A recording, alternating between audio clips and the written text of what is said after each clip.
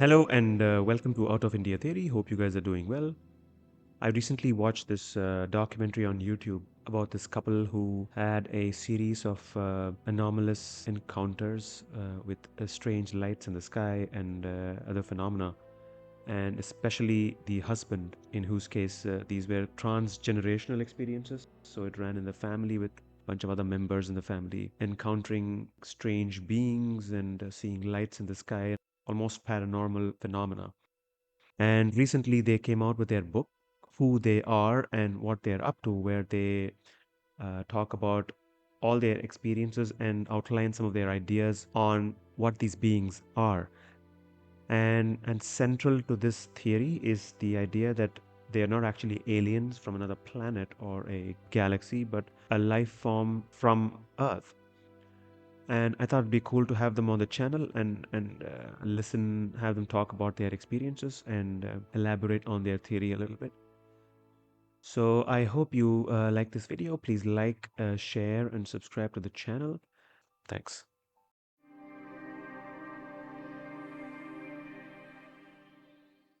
Leslie and Stephen, guys, thank you so much for joining. How are you doing? Hi, Ramesh. Thank you so much for having us. Yes, thank you. So basically, I wanted to start off with the your experiences. Like I introduced you guys. So what would be the most appropriate phrase to describe your experience? Would you call yourself abductees or experiencers or contactees? It was Stephen's family who were abductees. And experiences. And I myself have never been abducted, but I am a UFO witness. I have seen two of them. And we can talk about that too. But Stephen started having experiences when he was 3 years old. Yes, to backtrack it here, when I was 3 years old in 1963, I was told that we had a quote unquote family spirit guide called O'Glegley that would show up from time to time and would help people out in the family, going back a long time. So, anyway, so when I was 3 years old, I would be fairly commonly visited by this two-legged being that would jump on my chest and my stomach in the middle of the night, and it wasn't the cat or the dog. Okay, so it was just like playful.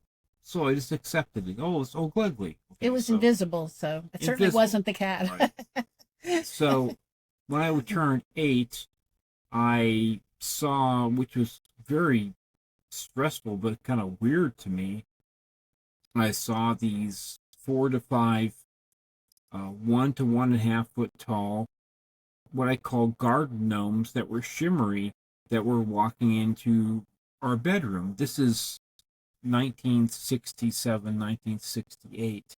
So, we didn't have any, televisions in our room. So I watched them. I was like trying to clear my eyes. I said, what? And then I kind of got scared and I just turned over. So when I turned 11, 10 or 11, I guess it was when I was walking down, I heard this really weird sound. I was 9, actually. Sorry, I was 9. I heard Right. this really very strange sound in the living room, and I got out of my bunk bed. I was on top of the bunk bed, and I was walking down the hallway, and my heart was pounding, and I was definitely in adrenal mode, and my respiration was up, and I thought, what the heck is that? And just before I got to turn to the right hand side into the living room, I just blacked out. And then, a few hours later, I was back in my bunk bed and with no recollection of what I saw. Now, the interesting thing is that when my brother, who was 6 years younger than me, when he turned, 8 years old, he started sleeping in the bedroom closet. And he did that for a full 2 years. And I asked Philip, I said, Philip, why are you sleeping in the closet? I'm the older brother. So I asked him, and he said, well, I'm afraid of the little men that come at night. And so, because I had seen these little men that, when I was his same age, I said, well, okay, well, I believe you. So, okay, if you want to do that. So he did that for 2 years. And Right. then I saw my first UFO in 1971. And this was just, I happened to be walking past the front door, which had a, a window. So anyway, I saw my first UFO at 9:30 at night when I was 11, and it was just this big orange globe Right. that was moving from south to north at maybe about 500 to 1,000 foot in elevation, and it kind of paused. It was big, pretty big, orange globe, and it kind of paused, kind of when I saw it, and then it just continued going. And I thought, well, that's really odd. That's not a helicopter. That doesn't look like an airplane. So basically, I called Griffith Park Observatory the next night and I asked them if they had seen anything. And of course, I'm 11 years old, thereabouts. And they said, young man, our telescopes are not pointed in that direction. Right. So I didn't get any answers from that. Going forward, I knew about this entity called Oglekli that I heard about from my uncle, that it saved his life when he was in Ceylon, which was, Sri Lanka, which was Ceylon at the time, just post World War II. So, anyway, my family had this weird um, grouping of events that happened in two different locations, located 350 miles apart, in January of 1979. And it started with the first night. My dad, who grew up in World War II England as a kid, and he was a Bobby, which is a cop, whatever, and he RAF. Right. So anyway, so he, at the breakfast time, he said, Stephen, my closet doors opened and closed on me last night, and I just kind of shrugged it off. We went to Right. work. So the next night, basically what happened was there was this silver bell ringing in the living room, and my dad came in and told me, said, Stephen, I'm hearing this silver bell. Myself being a lifelong musician, I know what a silver bell sounds like. And sure enough, there was this silver bell being rung inside the 2x4 wall by the fireplace. So my dad and I looked at the fireplace and didn't know what to make of it. Then we got my sister, who was 13 at the time, and she said, like, where's that silver bell coming from? So, we banged on the wall, and this, for about 10 minutes or so, and then it just stopped. Now, my mom and Hmm. my brother were living in the house that we were actually physically building ourselves, because we were contractors and cabinet makers, right, up in these Sierras of California. And my mom said to my dad, Jeffrey, the weirdest thing happened last night. About 9 o'clock at night, I heard this bell being rung, and I thought it was the phone. So she picked up the phone, and this baritone voice on the other side said something to the effect of, I am the invisible on Beachy. And Oh, she okay. was trying to have a conversation with this voice and then put down the phone. So I got my brother on the phone, and my brother Philip said, no, the phone didn't ring, but mom did pick up the phone, and she swears that there was a ringing, and she was on the phone with somebody else at the exact same time that the stuff Right. was happening at the Fallbrook house. Now, the next night, I was sleeping in my bedroom. This is where it gets This is weird. where it starts to get really weird, Really okay? weird. Really weird, but this is what happened, okay? So I was sleeping in the lower bunk bed at this time because I got rid of the upper bunk, and I was awakened by this whizzing sound in the air, this, and I thought, well, is that a fan? Is that a bug or something like that?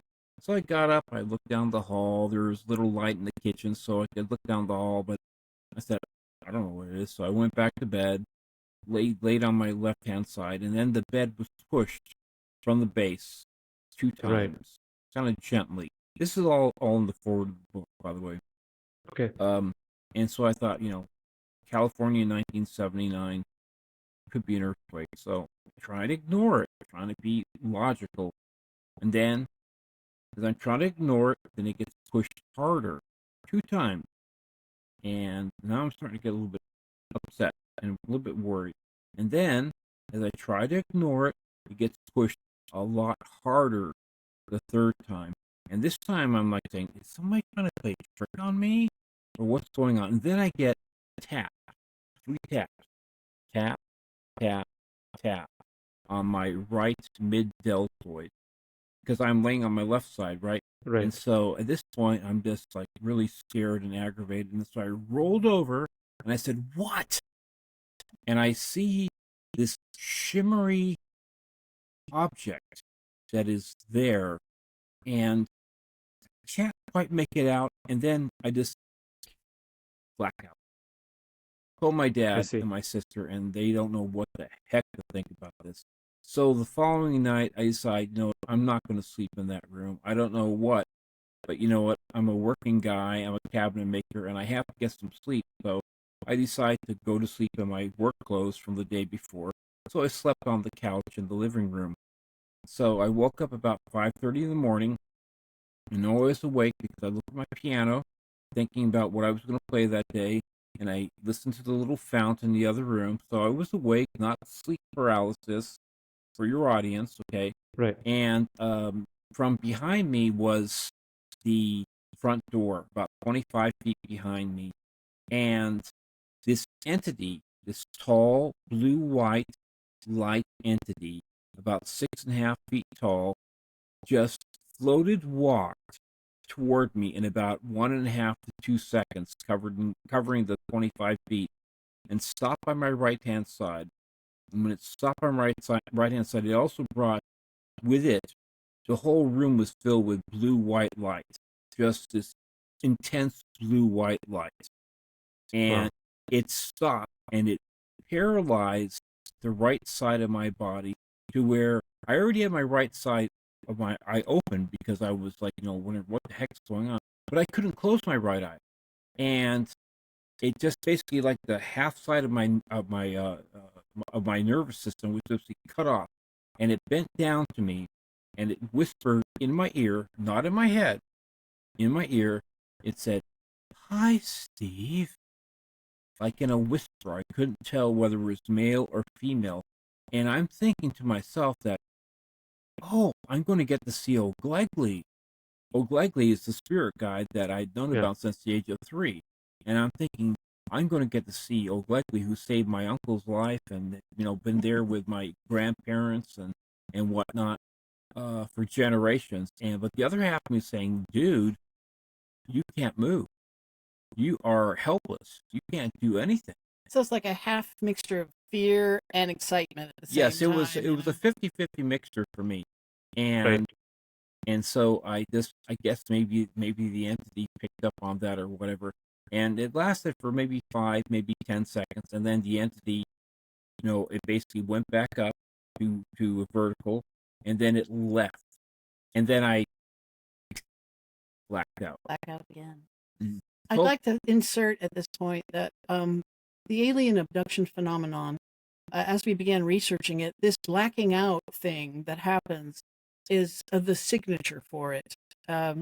It's where a family member will see something strange, sometimes even terrifying, and their heart's pounding, they're terrified, and yet they lose consciousness. They yeah, black the out. important, And yeah, missing exactly. time, and then there's a big chunk of missing time. Yeah, so I told my dad and my sister about this at breakfast time, and then my dad and we went to work, and at 11:30 we're workmen, right? So 11:30 we're getting hungry, and I just told my dad, I'm just going to go down and get some food, right? So I pulled the coins out of and the change and whatever I had in my right hand side pocket because I slept in the same clothes, and I put them on the table, and all the coins were sticking to each other. They were magnetized in some way, electromagnetized, plasma. I don't know what it was.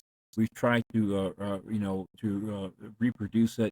My dad could pick up the coins from the edge, from the face. It didn't matter. I had a couple 6-penny nails in there. They were all sticking to each other. You could pick up the nails with the coins with the nails.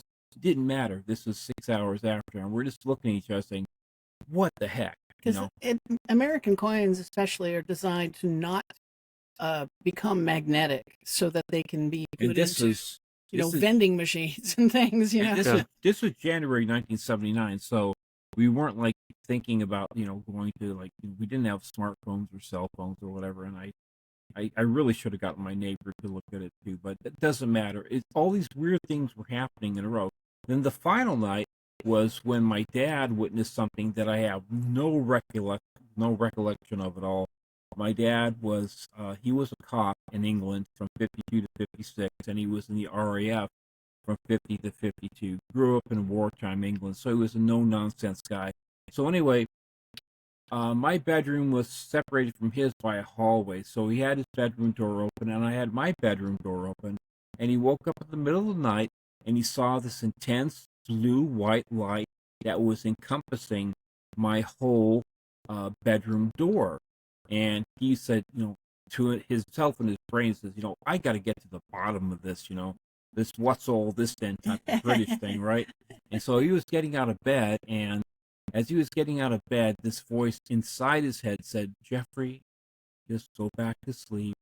Nothing to see here. Everything's okay. And that's exactly what he did. And I have no recollection of that whatsoever. I don't know whether I was taken.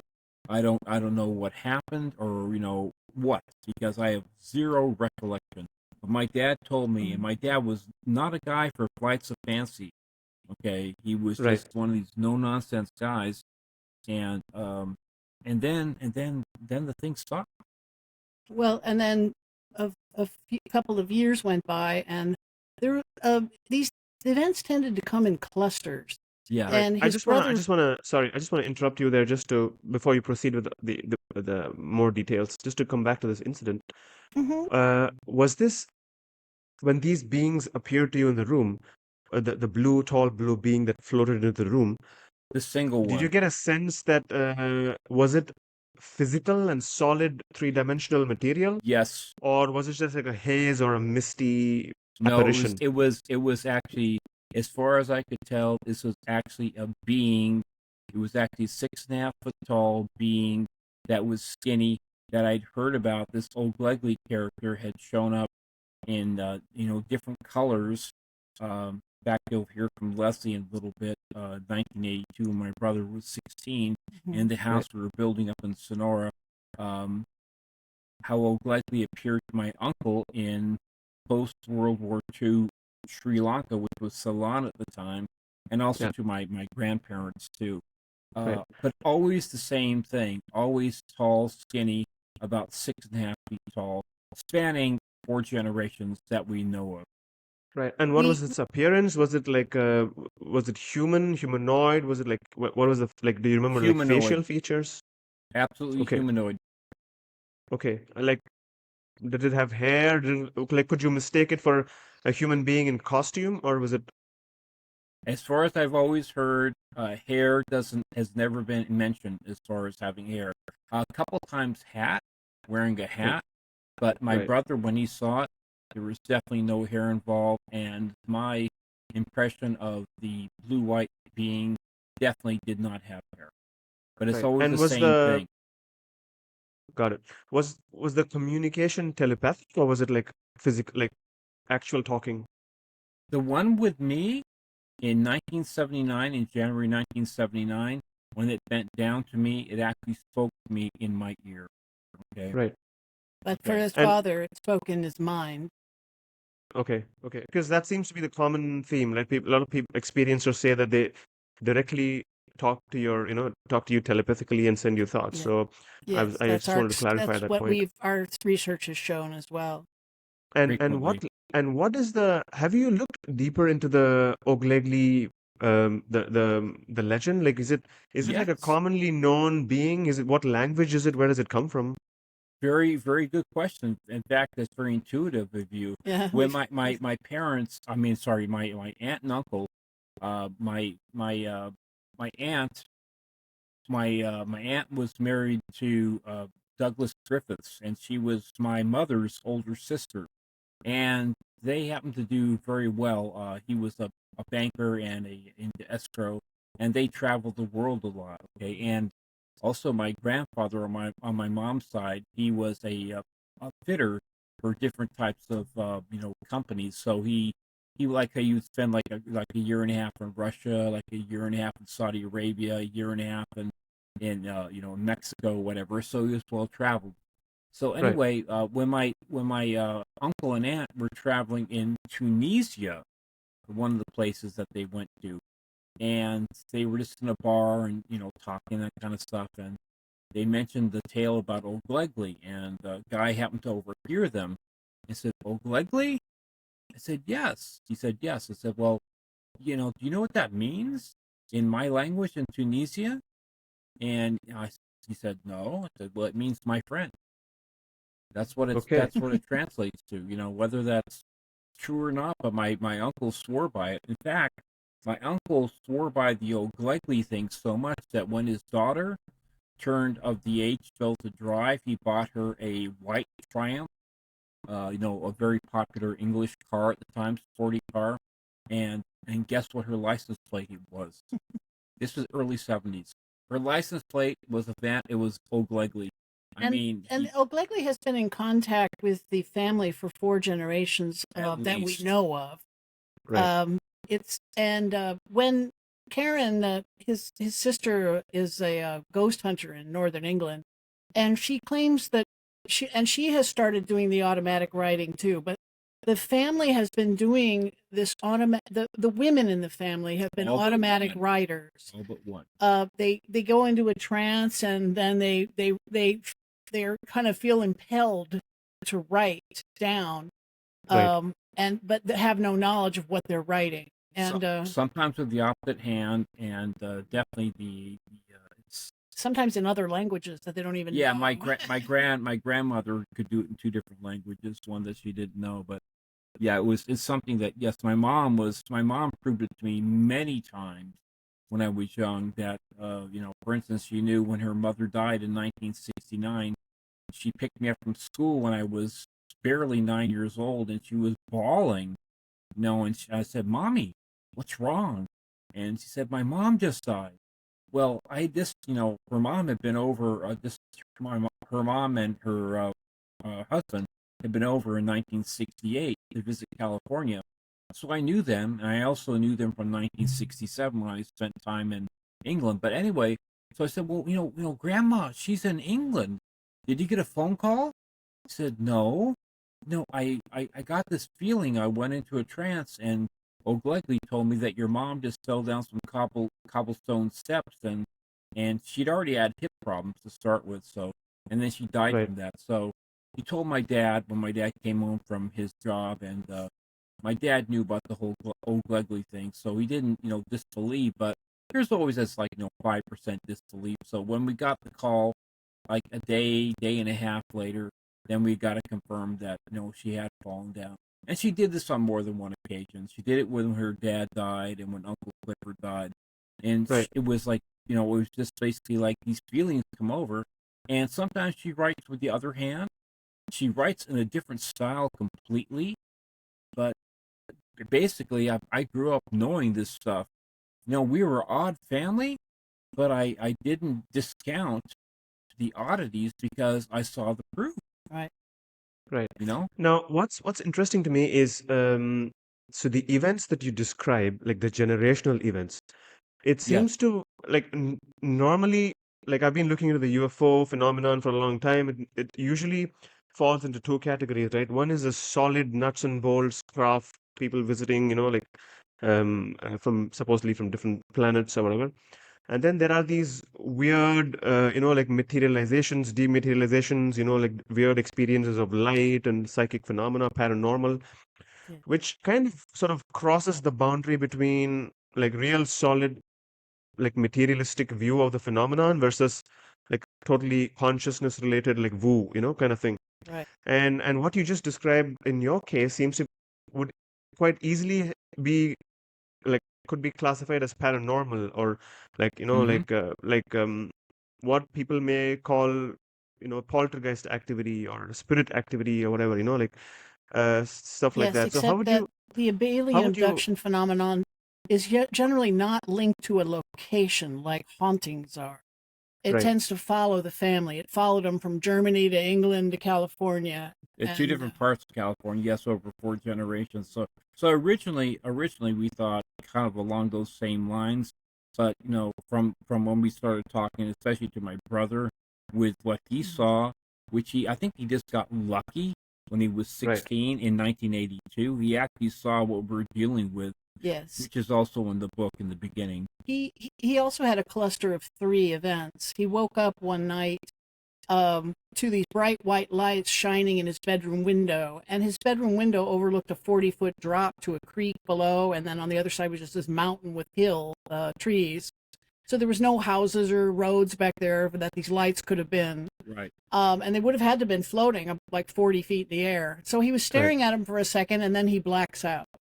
And then the next night, he heard a scrabbling sound. He was laying in bed and heard a scrabbling sound, and he reached down to pet what he thought was a cat, and instead a hand grabbed his wrist, and he felt this thrill of terror and adrenaline rush, but then again immediately blacked out. And my brother, just to let you know, he was 6'3" and a big guy, and so not easily scared. And so the third night he awoke and looked at his doorway, and there was for the first time he saw old Glegley as a tall gray alien. The taller ones, the 6.5 foot tall, skinny, gray alien with the big black eyes. And that's when we first realized what we were dealing with. And the more research we did, we find that it frequently runs in families. They find a line of genetic material they like, something that meets their criteria. Then they'll take that person again and again through their lives, and then start taking their children and their children and their children.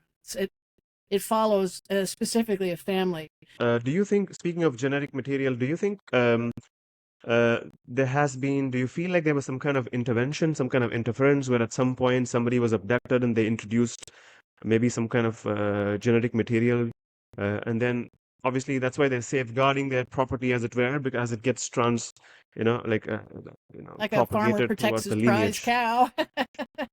Yeah. Kind of like that, we think, as they're both preying on the family for genetic material, but protecting the family from death when necessary. And this paranormal thing you were talking about, for years we thought there was a correlation between psychic abilities and the abduction phenomenon. It seemed like every time I interviewed somebody who had been an abductee, they were also like a psychic medium or a spiritual healer or some sort of psychic ability. And Stephen's family, of course, with the automatic writers, and he's incredibly psychic. He reads my mind constantly. Frequently. And then we just found out recently in Elizondo's new book that Luis Elizondo, imminent. Yeah. They recently he reported that they had done MRIs and PET scans of people's brains of abductees, and they had the similar kind of brain as to people who have ESP and who also can do remote viewing. So there is definitely a correlation between psychic ability and what the aliens are after. For your viewers out there, it's called the parahippocampal gyrus.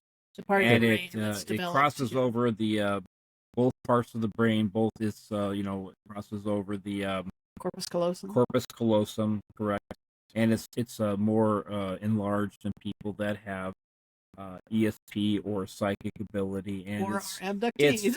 In fact, Elizondo talks in his book that he was actually trained how to do remote viewing, and at the point that he became actually fairly proficient at it, then his house, and his wife could confirm this, that they started being visited by orbs outside their house, and also men in black, basically were sitting outside as whistleblowers. They're being harassed by the government and the aliens. But now we have some physical proof, exactly from PET scans and MRIs, that there is some differences in the brains as far as it's like being able to listen to more than one channel on the radio. If you can listen to 3 or 4 different channels, it makes you more more susceptible. Let me put it that way to be nice. Right. I was going to ask you about this. Like, have you ever come across any finding that is unusual in at any point of time when you've done a physical or gone to the doctor for something or done a scan, has something unusual turned up in your blood work or your brain or whatever, if you ever Oh, had to do something? Or An X-ray showed, you know, where he was being tapped on by the invisible finger. 3 times. Yeah. Right there, turned out in an X-ray showed up a little tiny, looked like a metal grain of rice inside his arm. What? And we found it because he was in a terrible accident that damaged his arm terribly, and he had to have surgery. And during the surgery, the little, we think they're one of the tracking devices they put in people. Well, It was lost, but we have it on. We have a picture of it on the X-ray before the surgery. So, anyways, Right. what happened was in December 26, 2013, I was in a major accident on the 29 Palms military base. And anyway, so I basically broke my right arm and also tore all 4 rotator cuffs. And shattered his scapula in 7 places. So what happened? I was taken to the local hospital. First of all, they didn't believe me to start with. They thought it was a dislocation. So basically, 2.5 hours later of extreme agony, worse than women say it's worse than giving birth. Dave, So anyways, I was sitting there on the table, at the hospital, thinking, "Oh my God, I can't believe this pain can get any worse." And I have a high pain tolerance. Okay, my hand was completely like ice cold, and I couldn't move my arm at all. So, anyways, they basically they gave me what they call the Michael Jackson juice because nothing Right. else was working, and I was sitting on the edge of the table, and I vividly remember this. That this physician's assistant is this. They're basically just looking at me in the face, and I'm saying, "Are you guys going to do anything? Are you going to do anything?" And he just starts to kind of get this grin on his face, and I have no idea that the doctor is to my right side, that he's actually putting my arm back in place. And I'm just saying, "Are you guys going to do anything?" then the next thing I know, like 45 seconds later or whatever, I get feeling back in my hand, and I'm thinking, how can that be? I'm sitting up talking to you, and I have no sensation whatsoever that you're even manipulating my arm. And I thought, wow. But this is going amazing. on, nothing to do with UFOs. The thing is, they took X-rays of my arm. I just told them all about it, honey. And they saw this little white grain, and the X-ray technician had no explanation for it. It was nowhere near where the breaks took place, but it was exactly where I got tapped on when I was 18 years old. Yeah, the finger.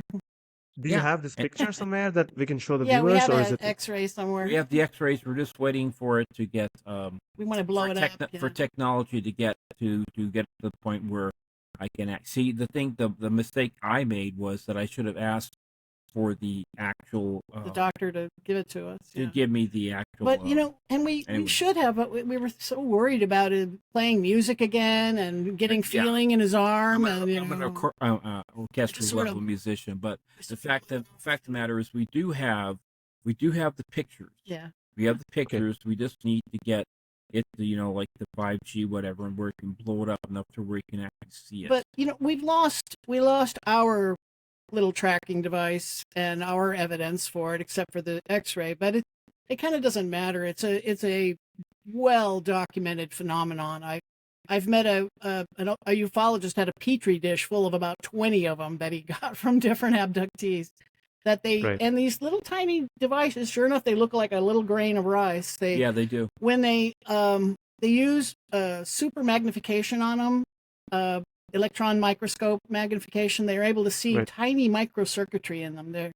They're devices that are well beyond our ability to create. Absolutely. Right. Sure. Well, yeah, I mean, it'd be cool if you manage to find, like blow up the image and manage to find it, because that'll be cool, as a valuable form of evidence.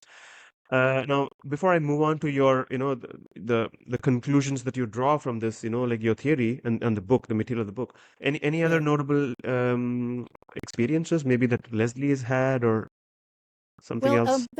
My first UFO experience was life-changing for me in that, Stephen had seen 3 UFOs prior to my first. And he'd also had this long years of abduction experiences. and nothing had happened to me. I was like kind of a little bit jealous. I wanted something to happen finally, and it really did. And one day it did, and it was we were driving, and through the windshield, I was the one driving. He was next to me, and there was a white light up in the sky ahead of us, and it was just round white light. And I thought a plane flying into Palm Springs or something, but the airport down there, but it didn't behave like a plane, and it didn't have the little blinky lights on the side like running lights like planes. We're in have. Highway 62, right? Yeah, coming home from 29 to Yucca through Joshua Tree. Joshua Tree's like a UFO hotbed area. We live on the 33rd parallel, which is kind of known for UFO. A lot of percentage of UFO activity is along this parallel. But anyway, so it didn't behave like a plane either. It just paused in front of us on the highway. I mean, up on the sky, but ahead of us on the highway. And it got brighter and brighter, and then it took off north and was gone over the northern horizon so fast. It was like a quarter of a second. And it's so visually fast, it streaked into a line that collapsed in on itself. But it wasn't a shooting star, and it was basically... Oh, no, it was like half the size of the moon or something when you saw it, right? And it hovered there for quite a while, too, like maybe a minute, just hovering. And our planes can't do that either unless they're helicopters. And it was silent. Now, since this happened on a highway, do you think there were other people who saw it? Maybe it might have appeared in the papers or something? Or... I don't know. I don't know if anyone else saw it. I don't know why. I just... At the time, I wasn't thinking about writing the book, I guess, and we should have reported it, and maybe, but I didn't see anything. I worked for the newspaper at the time, and we didn't hear anything from any other reportees to our paper anyway. No, we had no real thoughts about writing a book. But it was it was a Monday night, 2005, pretty late in the evening, so there wasn't a lot of traffic out there. But when I guess the speed of it, it's definitely thousands of miles per hour. And it went that speed instantly. It didn't ramp up to that speed slowly. It just instantaneously went at this ridiculously quick speed. And we have documentation from a national weather station where there was a mass sighting in Michigan, and the national weather station there picked up UFOs moving at 72,000 miles per hour. Totally different thing. So we know that they're able to move that fast. And that was kind of the moment for me when I I believed him before 98%, but there was doubt, but as soon as I saw it for myself, then that kernel of doubt was gone, and I was 100% believer. Seeing's believing. Right. Do you think your association with Stephen helped you gain this experience? Like do you have like in your own family, was there something like his, or was it just because of you were with him? Not much. I'm adopted, so I don't have any family, bloodline family history. Okay. But I do have a little bit of psychic inkling in me. And when we got married, we started doing Kundalini raising exercises. I taught her Tai Chi. Yeah, Tai Chi, and which is a moving meditation, and started to open the chakras. And then we did the chanting and the meditation to work on them further. And we started astral projecting.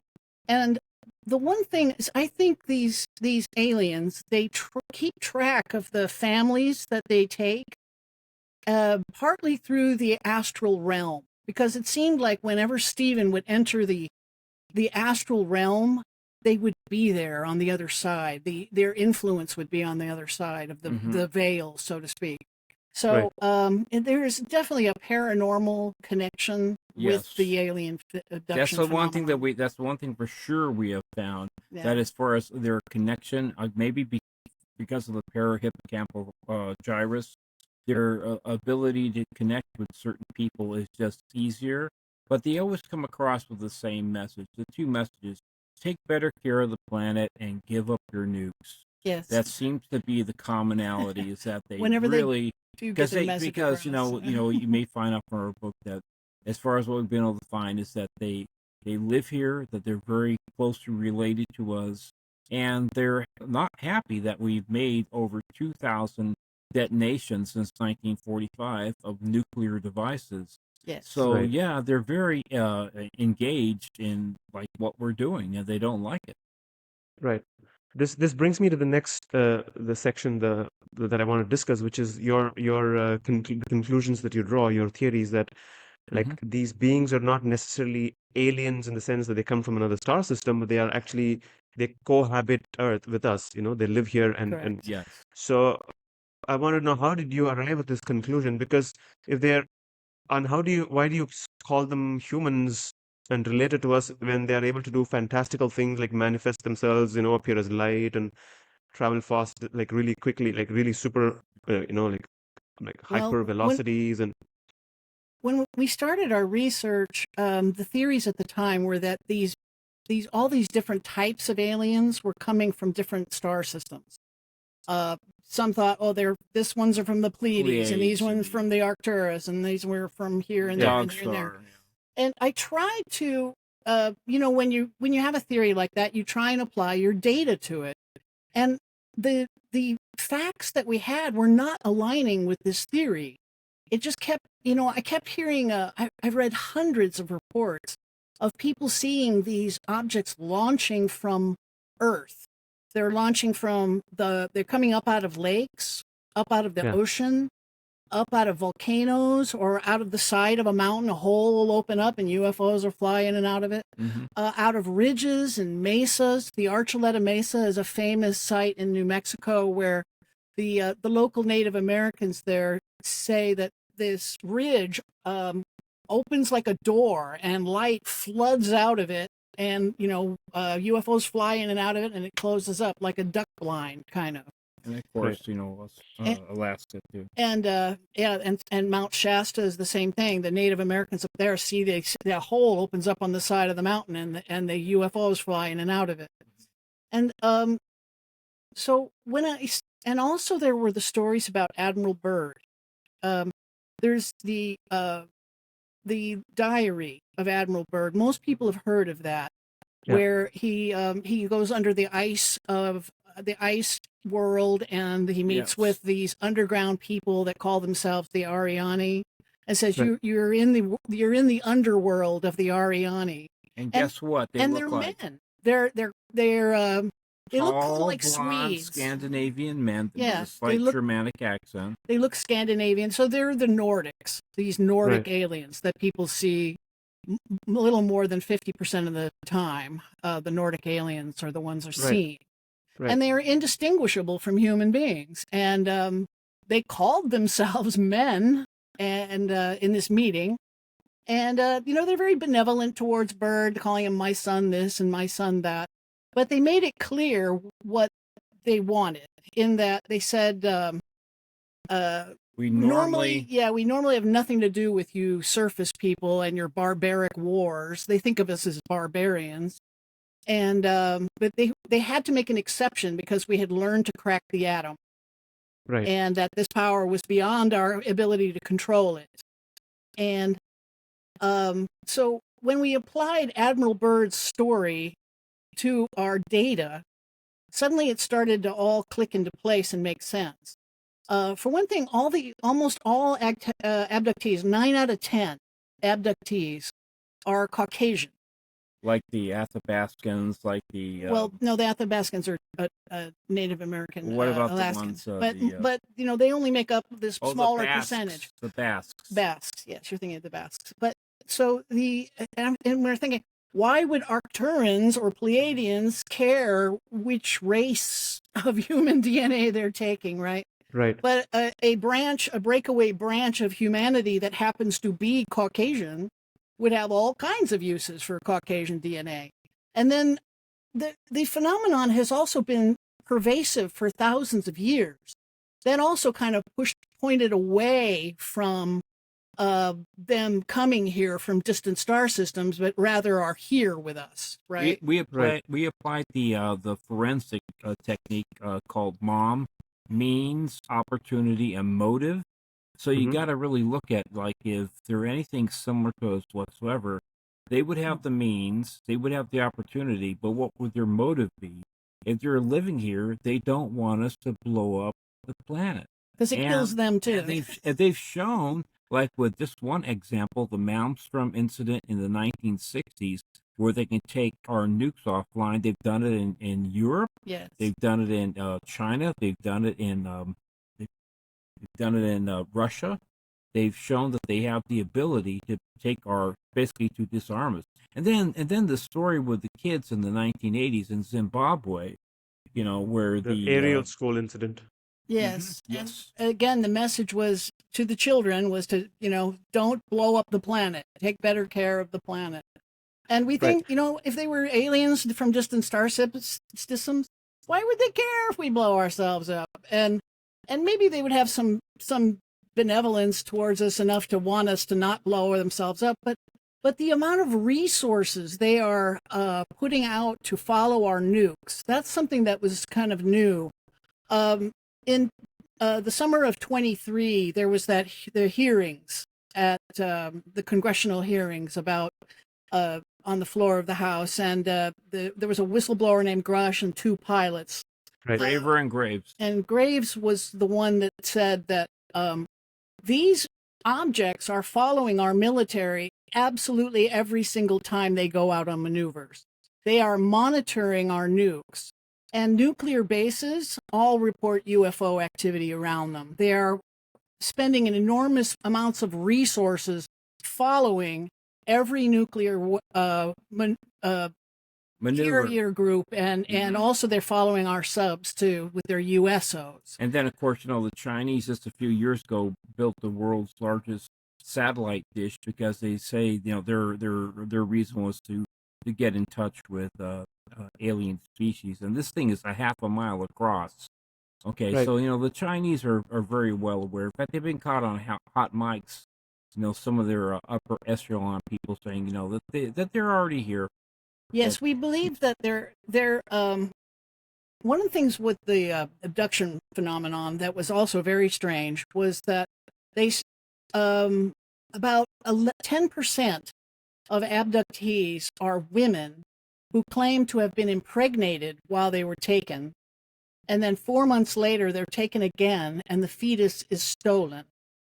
Right. And then frequently years later they're taken again and introduced to their hybrid alien offspring. They're star children. And we think that what they're doing is trying to infiltrate.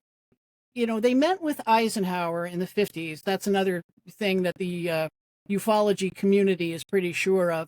And again, it was the Nordics. The Nordics are the ones that seem to be in charge. They're the ones that met with Byrd, and they're the ones that met with Eisenhower. And so we think that they are the ones that are launching the crafts in our skies, but that they're using these gray creatures as kind of as a worker race. We don't know if they're partially engineered beings or what, but we think so because of the gray aliens are completely emotionless. They behave more like robots than real living beings. Right. They never wonder what to do next. They never mill around wondering what to do next. They are always very goal driven. But they appear to be also telepathic. And telepathic, but they also they care nothing about the pain and terror they're inflicting on their victims. They just seem to have no reaction to it at all. The conclusions that you draw, did you get any direct confirmation from, like, this? I guess this is more for Stephen. Did you get any direct confirmation or communication from the beings themselves as to their true nature, or are we just like speculating based on, Yes, like what we Karen, she said she spoke with old Glegley once, and he said that I'm not an alien. We've been with the Shaws since the beginning of the Shaws. Yes. So they're not aliens, according to him. Yeah, exactly. that helps to confirm. But like I say, like the things that I saw, what I heard directly from my mom and also from my grandmother when I was in England in 1967. I mean, I had no doubt as far as what my mom had seen and what my dad knew and what my uncle told me.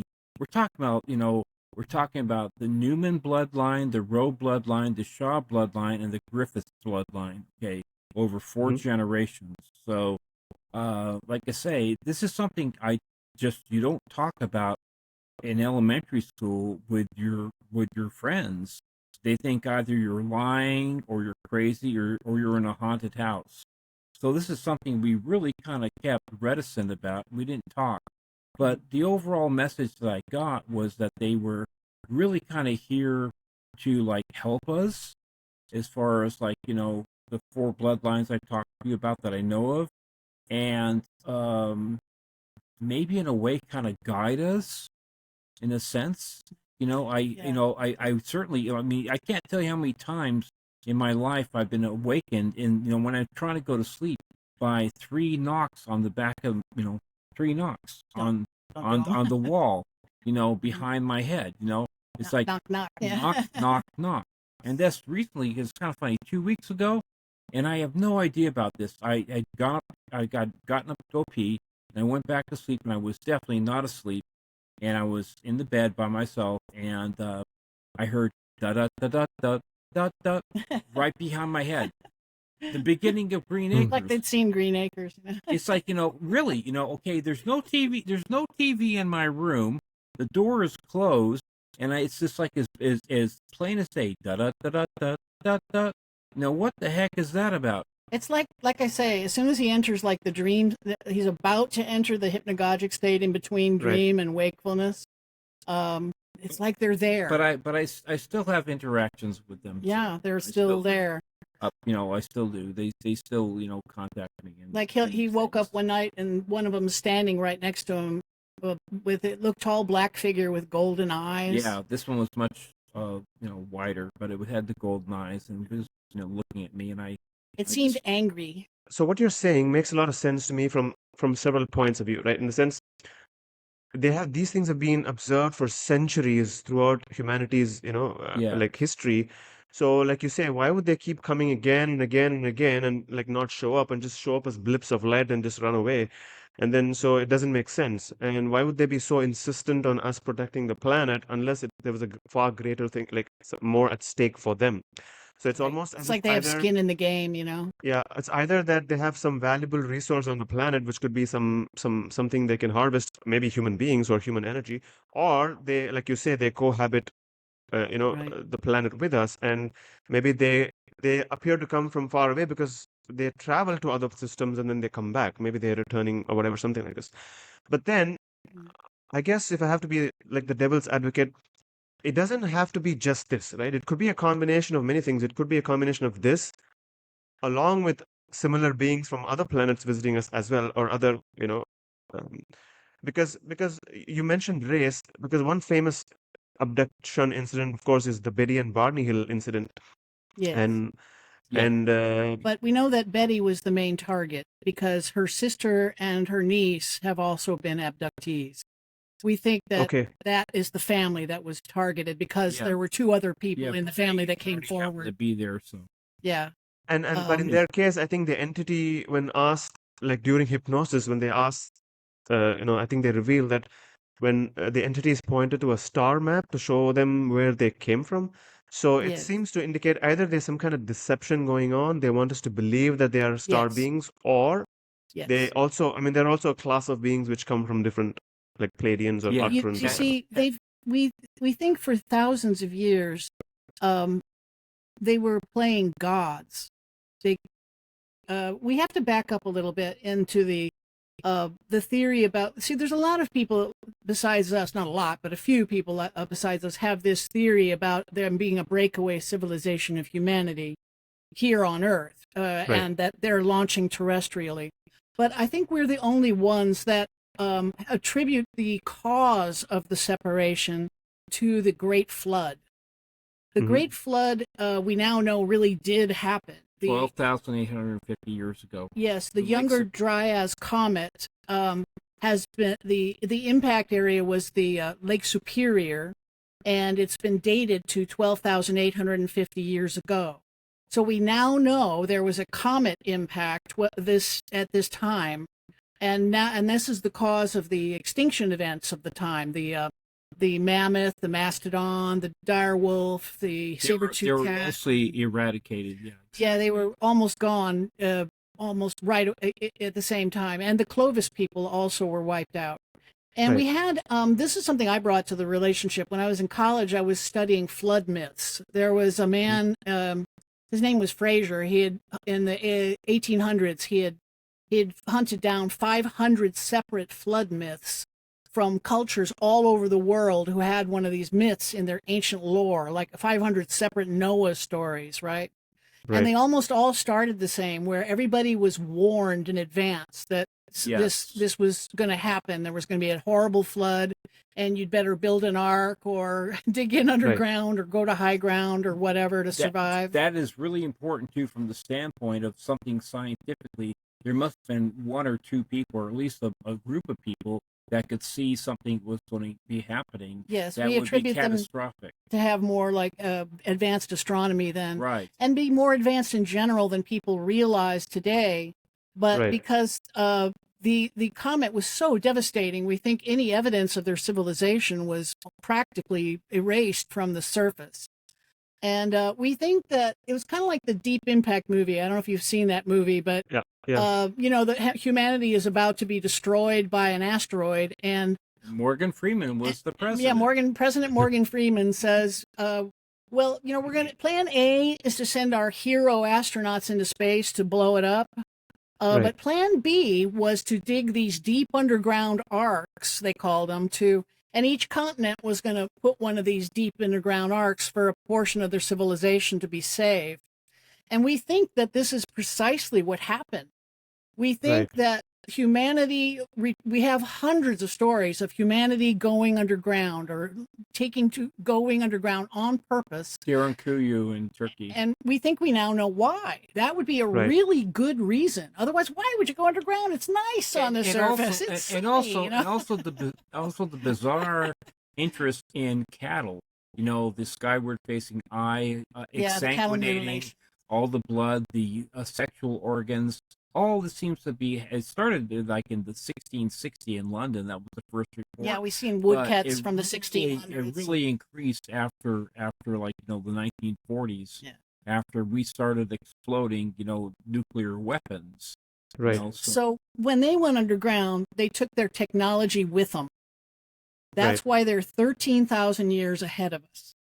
The rest of us schmoes that were left on the surface, we were almost destroyed, almost wiped out to a man. And we know that because of the genetic bottleneck that's been found because of technology. We're down to like about 10,000 or less, human beings on the surface. Yes, 12,000. Geneticists discovered there was this bizarre lack of diversity in the human race. Genetically speaking, we're more similar to each other than we should be. There should be a bigger gene pool. But at some point, it shows that we had a bottleneck. On a graph, it looks like an hourglass where our population was reduced to just a few thousand individuals. Right. And the rest of us have regenerated our entire population from those 10,000 billion people. of us, yes. Then how do you explain crop circles, one, and then how do you explain the diversity you see in terms of form, and shapes of these beings? For example, you described they appear as gnomes, they appear as little people, they appear as mantises or greys or Nordics. So is there some kind of a deception going on, or is there do you think it branched off and then sort very of had much its a deception. own evolution, or? Well, we think they went.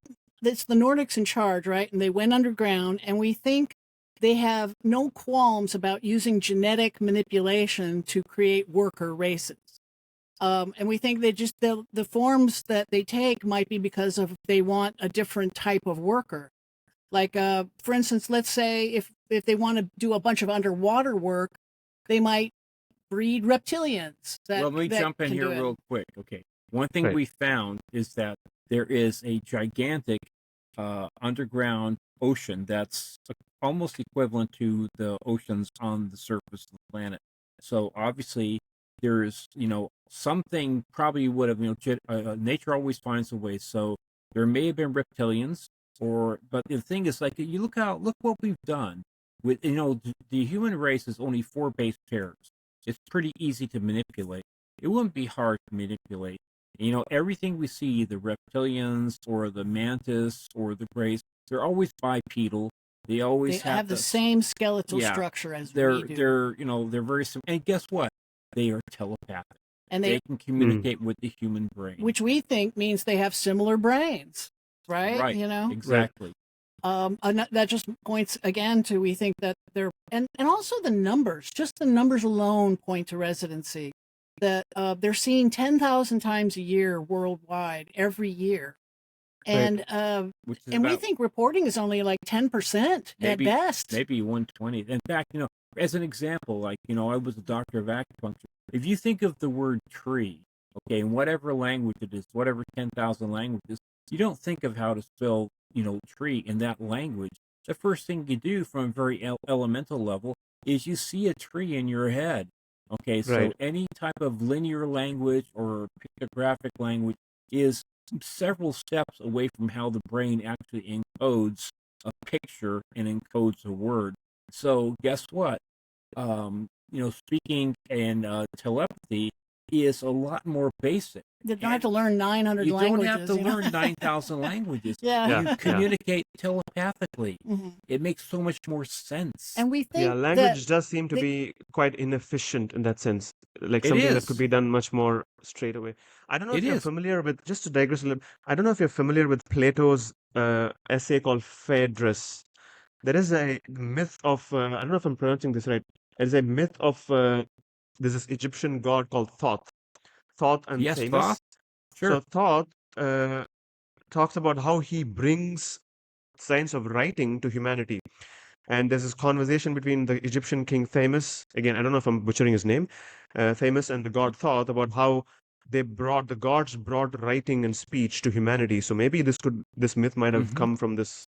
Actually, I wanted to, if I could interject, the flood myths all start the same, almost with this warning, but they almost all end the same too.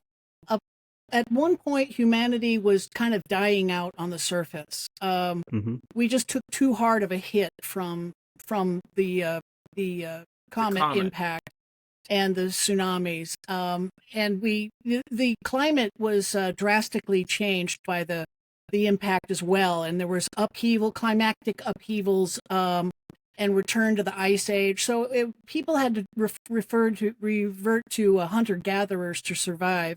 And it looked like humanity might just die out. And a lot of these flood myths end with, and then God took pity on us, came back to us, and gave us civilization back again. Animal husbandry, civilization, mathematics, all these kind of things. And we think that what happened is that our cousins, we call them, underneath the ground, they took pity on us slobs on the surface, and they came back as gods. See, that we were like Stone Age, back to the Stone Age, but they had their full technology and they never lost it, right? So they were able to pretend to be gods, and now they can't get away with that anymore. Yeah, and I think they're playing space aliens now. But you're right; it's all deception. It's just deception. Keeping us looking up instead of looking down. Yeah, right. And crop circles. How does that fit into your? We think it's a way that they're trying to communicate through the scientific community. And kind of do an end run around the military and communicate directly with the science community. We don't know for sure, but we know it's them because the technology that creates crop circles is beyond our technology. There's actually a little laser that explodes the stalk right at the same level and causes it to fall in a certain direction. So it extends it and also explodes it with heat. And we don't see this as all a bunch of different phenomena. We see it as them. They are the ones creating these other type of aliens. They are the ones we think created Bigfoot as again like a worker, as a sentry, as an incredibly strong worker if you need one. And again, the only things that walk perfectly upright on this planet is us and Bigfoot and the aliens. Everything else, even our closest relative, the chimp, the bonobo chimp, it cannot walk upright like we do. Not like we do. No, and it's still, when it's frightened, it runs away on all fours and takes to the trees. It can sort of make shift to walk, and sort of like a bear can too, but not. It's obviously not. They're not perfectly upright beings. It's not its natural way of walking. So we think all these races are branches off of us. Yes. Like the gray aliens, they may be the ones that never came back to the surface. They may have been Right. here longer than us. We don't know. Yeah, and when you think about it, what would happen to a human being if you put us underground for 13,000 years? Yeah. Our eyes would get bigger and blacker, and we wouldn't need hair anymore, and we might get more pale and more thin. Yeah. Well, And some we people think, say that they are engineered, no? Like yes, they're just We like think they might be robots. partially, yes, I think like the Nordics either discovered them at some point and had grabbed them and used them to create their worker race, the slave race that they've engineered them into being. Yeah, we Right. think they're being, manipulated. That's what we would like to be sure. We'd love to have one to interview, but this is what we think. Yeah. This is our Right. so you kind of have our theory now in a nutshell there. Okay, so thanks, guys. Thank you for coming on the channel and You're explaining. so welcome. You'll have to have us on again because we didn't get to talk about the second half of the book and whether aliens are involved at all, like the Right, for sure. Anunnaki and the Sumerians. Oh yeah, absolutely. I think there's tons of material and so much coming out, and then like this whole disclosure thing, and then I think we could have like 2 or 3 more episodes. So yeah, I looking agree. forward to it. Yeah.